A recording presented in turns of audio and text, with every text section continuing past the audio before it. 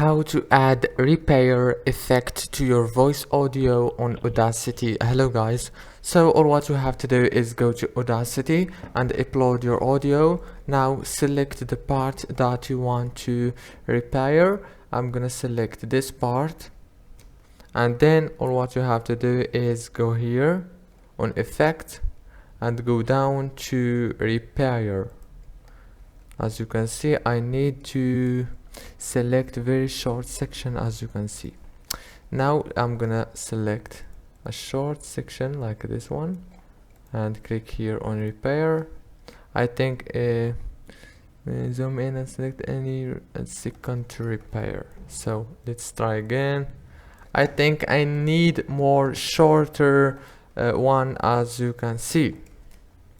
So let's repair this. I think this, as you can see, this message, all what you have to do is select the repair effect is intended to be used on very short section of damaged audio up to 128 samples. And yeah, that's it. So I hope this video was helpful. Don't forget to like, subscribe. Thank you for watching.